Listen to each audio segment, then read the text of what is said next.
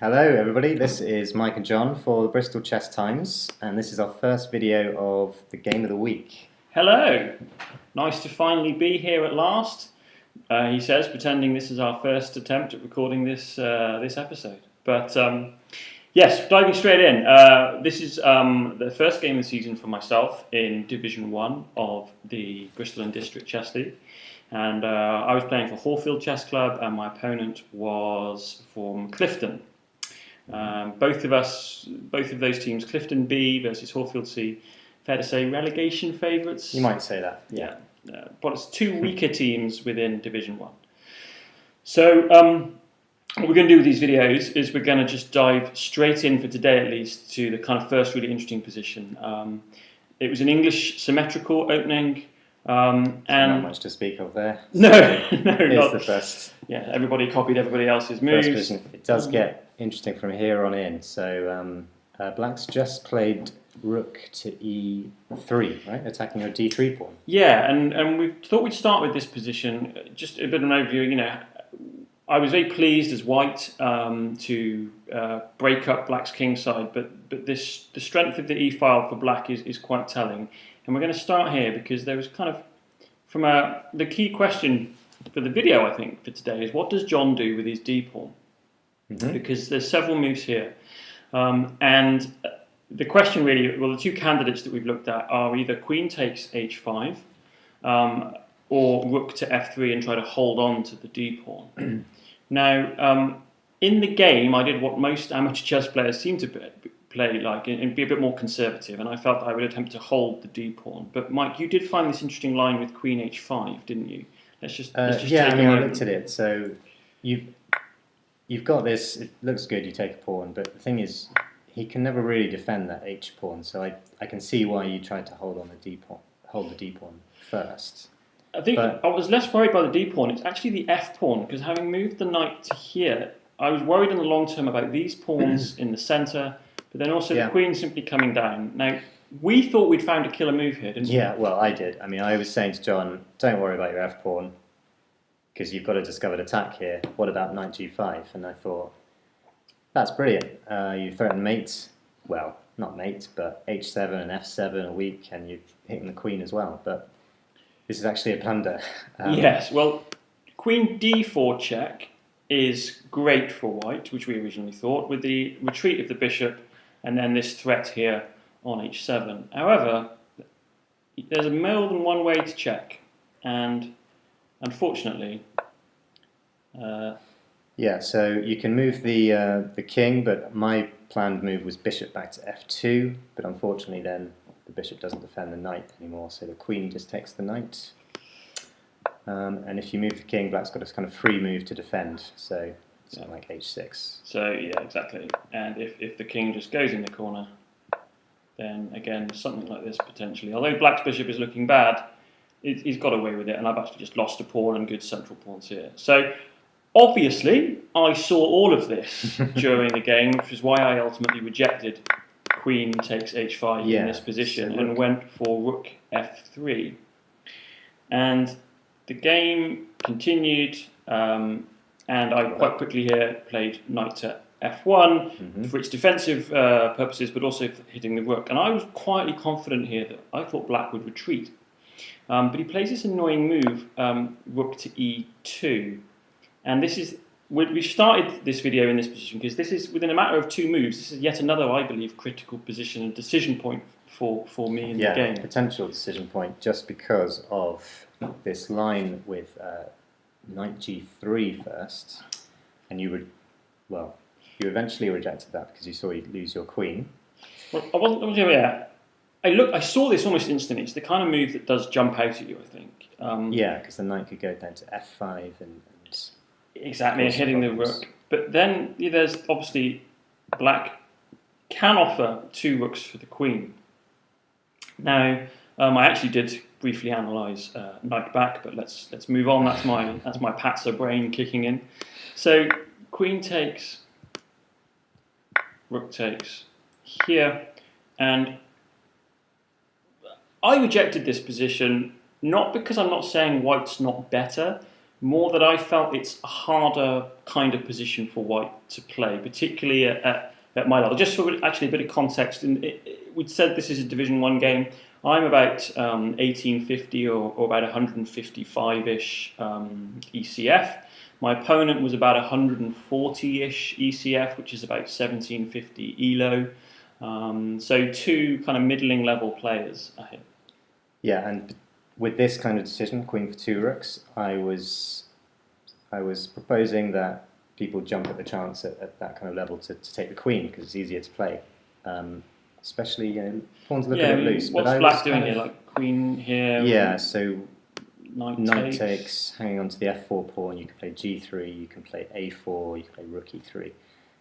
And you've simply just got one more piece than black. And if the queen can't show her power by infiltrating or forking loads of pieces, then you're doing all right. Yeah, and I suppose it's the second time in as many moves where I've got the opportunity to go into a sharper line, which I ultimately rejected. And obviously playing the Symmetrical English, I'm a massive fan of sharp lines. So the other move that I considered here, and I think this is maybe a theme we can come back to on the channel, is these key decision points and where are amateur players choosing to complicate or not complicate. But I kind of wussed out, I suppose, and went for rook f2 and this series of exchanges where... So you just thought f pawn for h pawn. F pawn for h pawn. I keep my d pawn. I felt I was hitting the rook, but he hits me with tempo quite quickly, and it's here that I realised that by wussing out, I've given black some nice chances to develop. Yeah, the queen retreats, rook comes to f5. Yeah, mini threat there. Mini threat, and I wanted to develop the bishop a bit. I thought this diagonal was quite good. So bishop to g3 hitting the queen, and his queen comes across to d4 with check, which I knew was going to happen. And I tucked the king into the corner. Now I'd seen all this. Once I played. No, sorry. 95. No, if I'm honest. Yes, I'd seen it, but I suppose once it occurred on the board, as it does here, realised that he's centralising all his pieces, his pawns are looking good. And it's clear that in the last few moves, I have... well, you've retreated to d1, so what that does just make the rook on b1 look... Well, it already looked a bit foolish because he stopped this b4 plan earlier in the opening, but it now takes a few more moves to activate. His pieces are much more lively than yours, fair to say. Yeah, and this is probably the move I'm most proud of in the game because I realise I'm starting to slip backwards a little bit. Yeah, so it's really good to realise when you need to really do something different. And I looked at this for a while and just couldn't think how to activate the pieces. But you gave up your d3 pawn, which you spent. I did, which was in the previous moves in this position. We'd been saying, does Jon need his d pawn? Well, this is the decision point really of coming to e1 with the queen, because there's two things going on here. This pawn is dropping. There's no point trying to defend it. I'm not even sure if I can defend it actually. If the queen takes the pawn, then I'm going to hit the queen with tempo and activate my rook. If the knight takes, then it's allowing my queen onto the back rank, very close to his king. So my opponent played queen takes, rook takes, and I knew in this position that there was the opportunity to... my opponent could, if he wanted to, exchange two pieces for rook with here, and my rook takes on d5. This didn't happen in the game. I know I'm worse as white, but I felt that where I'd been a few moves before, I'm more active. I'll take this. I think. I think a lot of club players would at least feel they had a fighting chance with white in this kind of position.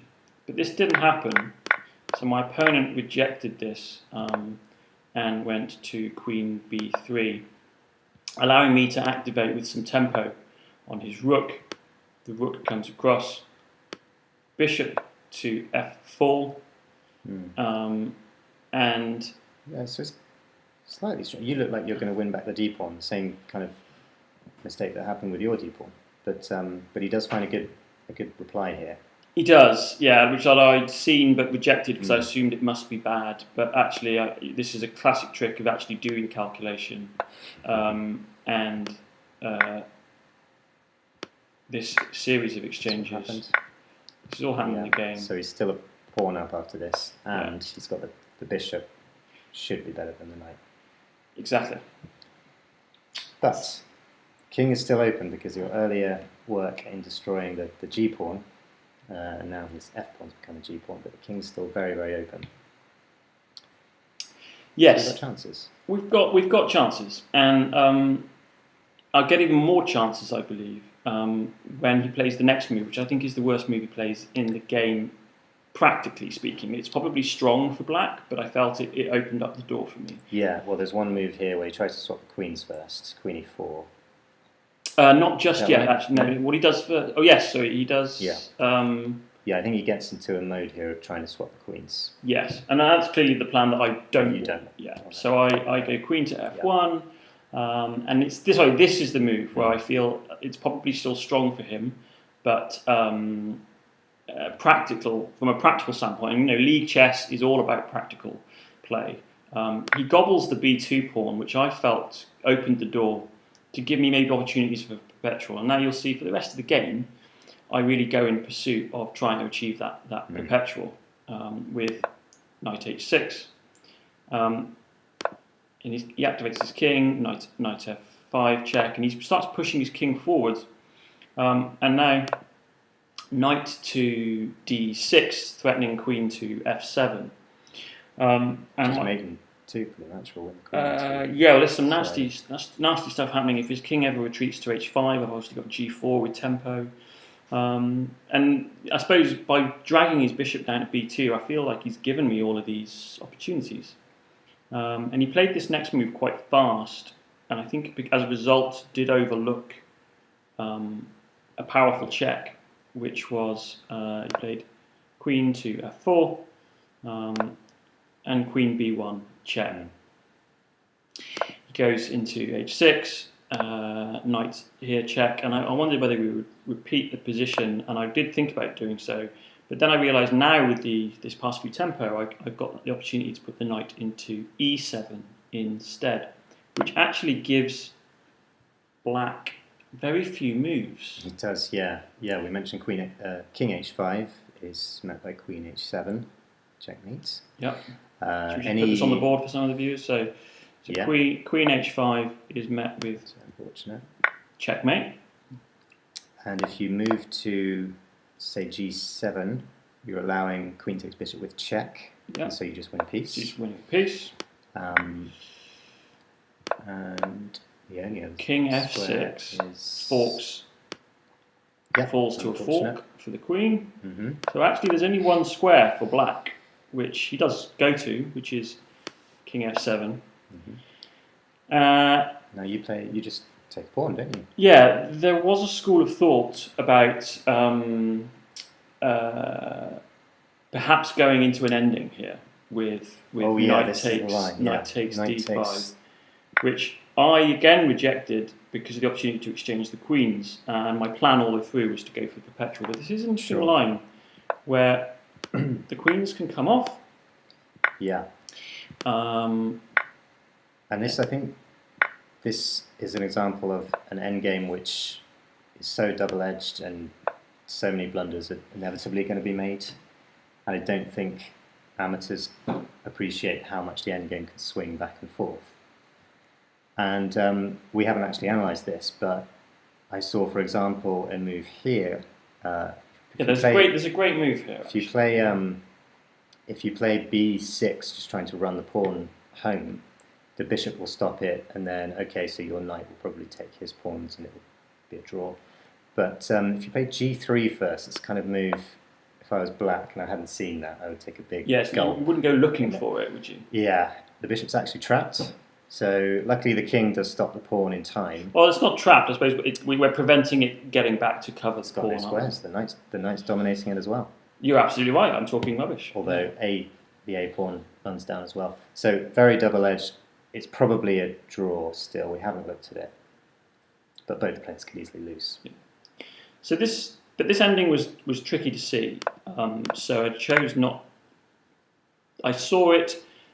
I couldn't evaluate it, I suppose. That's the key difference here for amateurs. I could see the position, but my evaluation of it was difficult to draw conclusions from. Whereas the other move I have as an alternative here, rather than knight takes d5, is to continue with my plan of maybe getting a perpetual and take on h7, which is how the game went. And my opponent continued to play active with his king, and I dropped my knight onto c6 because actually I am starting to run out of checks. But the important thing I realised was with the knight on c6, it's covering the e5 square, so the bishop can never come back and cut off my king's escape. It was in this position that I offered a draw, and I think one of the lessons for today's video is actually that itself, is putting the position to one side, is when to offer a draw within a competitive game, particularly at amateur level. And how to react to one as well. So exactly. How quickly did he reject the draw? Relatively quickly. He I'd say maybe 10 seconds or so, if that. He said, he said he wanted to play on. He's a pawn up. He's pawn up. He's got a bishop. I felt like it's a draw, but he's perfectly entitled to play on. But the next few moves I think plays into this situation that's just occurred. So he retreats the queen to f6 because he's trying to cover. He's trying to cover the checks. But I'm pretty certain from now on he's just handed me the perpetual with queen to g8. There's not really many squares again for the king to go to, so the king has to go over here to f5. The pawn drops, and it's here, in true amateur fashion, that we see a horrible blunder. It's very much the last blunder of the game. Yes, it is the last blunder of the game, and we'll give our viewers a few seconds to see if they spot it. It actually took me a while to spot it, and I did actually double check it. There's two legal moves here for. Well, no, if he's not going to block the check, there's two moves for the king. And you had a theory around how this kind of blunder can happen. Well, yeah. Speaking from experience, done this many times, especially with speed chess, and by this point you've got 10, 15 minutes left each. Yeah, we weren't in a time scramble here. We both had 10 to 20 minutes left. There. Yeah.